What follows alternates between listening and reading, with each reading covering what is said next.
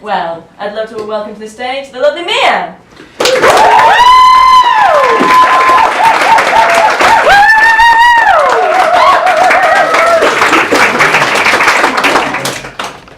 This first one is called In Defense of Water Cliches. Woo! Because one of my tutors really don't like them, but the rest of the class does, or at least some people do. So, cliches flood poetry like a dam has burst. They wave to us from countless of poems, making a river through verses, dripping across the sea of an audience. Water cliches seem particularly loved, and when I say loved, I mean hated, apparently.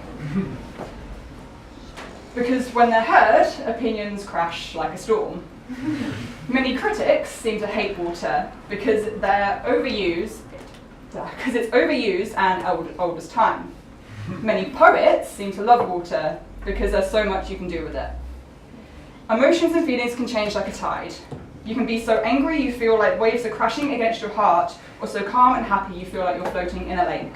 You can feel love like sea rolling over you in summer, or the rains of sadness falling against your head. Whatever you feel, there's probably a water cliche for it. Cliches have been used since poetry began, because people understand them. And I guess it would be nice to have some originality every once in a while, but I'm not always trying to be original. Sometimes I just want to turn the ocean of emotions that I have inside of me into something I can actually understand. I want to let them out of my body like they're pouring from a waterfall, hoping that other people might listen and understand them too.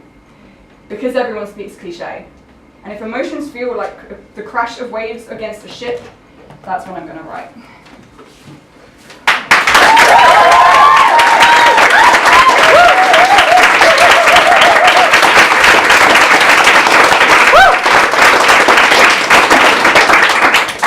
And this one's vanity, because I'm very vain. So, I'm vain. This is something that I know. I like my own face, my own body, my own personality, and most of the time, I think you should too. And you might think it's easy being this vain. Of course you think that, you say. Look at you. But, well, thank you for the compliment, but it's not that easy. It takes hard work being this vain. It takes a childhood of hating myself, of being told from younger than 5 that I'm nothing more than an object for consumption, of being told by everyone that spots and blemishes should be hidden because you don't want to be ugly, do you? But being told by the other side that they prefer the natural look because you don't want to be a slag, do you? It took years of thinking I was better than other girls, because you can't be both smart and pretty, and I was definitely smart and you should open books, not legs, but even all the girls in the books were pretty, and that was always so important. Because if you weren't pretty, you couldn't get married, and if you didn't get married, you die alone, and I didn't want to die alone, so being pretty was important. But I was never pretty enough. All the adverts told me so. It took years of punishing myself.